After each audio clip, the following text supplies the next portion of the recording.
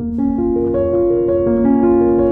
friends, Matt McHugh here, part of the Cornerstone team. We are back at it today looking at Luke chapter 12. We're going to be covering this famous passage where Jesus talks about not worrying about the things that are going on in your life, the ways that maybe we care about, again, our outward appearance, from the clothes, the food that we have, just our daily provisions.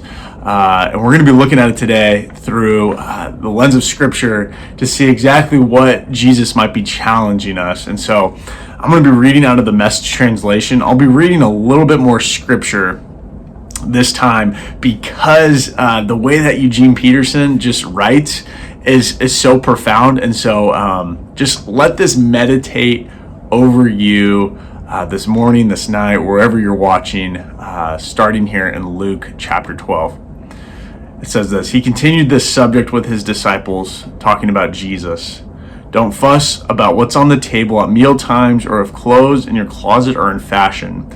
There is far more to your inner life than the food you put in your stomach, more to your outer appearance than the clothes you hang on your body.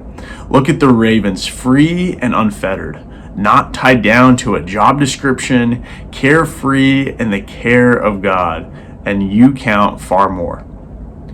Skipping a couple verses down into verse 28, he begins to talk about the wildflowers and makes this other description talking about them. And he says this: if God gives attention to the wildflowers, most of them never even seen, don't you think he'll attend to you? He'll attend to you, insert your name in there. Don't you think he'll attend to Matt? He'll take pride in you, insert your name. He'll take pride in you, Matt. He'll do his best for you, Matt. I want you to stay in this moment and think about if you were sitting across from Jesus and you begin to describe with him everything that is going on in your life, from your family to work to maybe some difficulties with your health. Maybe you're going through a divorce, struggling with dating, or just trying to find your community, where whatever it may be that you are going through, you begin to just share all of this with Jesus.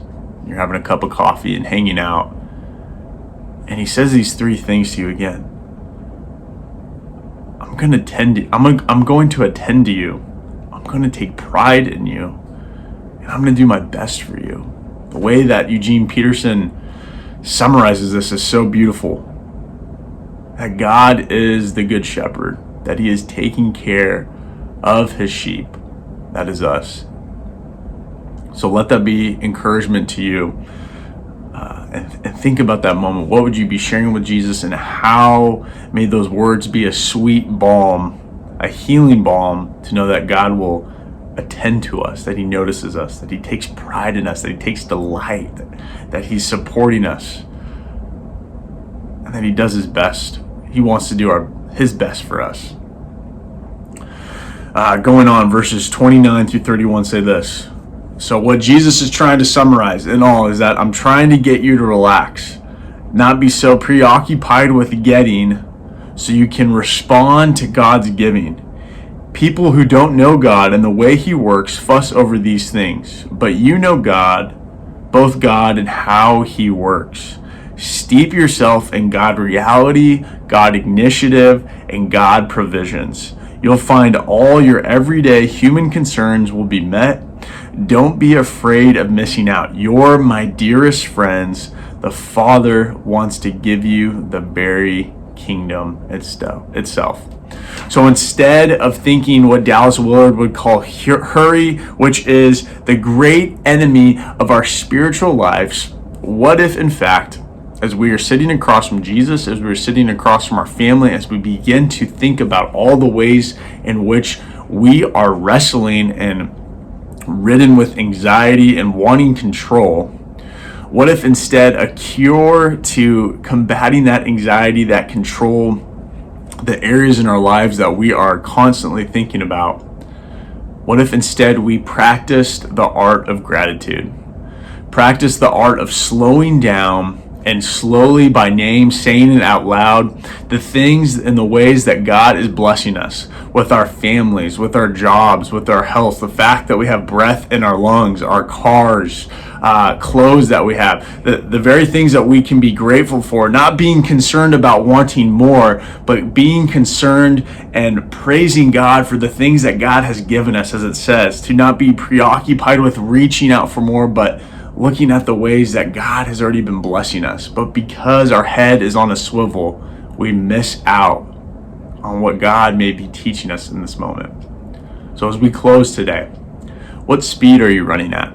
Are you running at the speed of hurry and anxiety and worried about clothes and going to the latest restaurants and trends?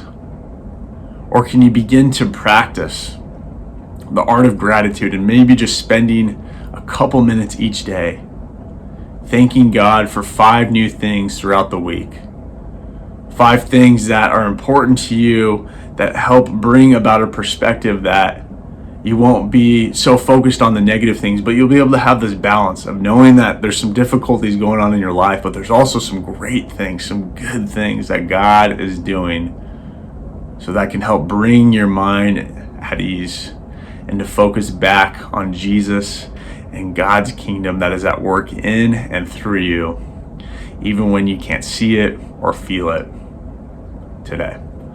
Friends, so good to be with you. I hope to see you around this church, and take care and have a great rest of your day.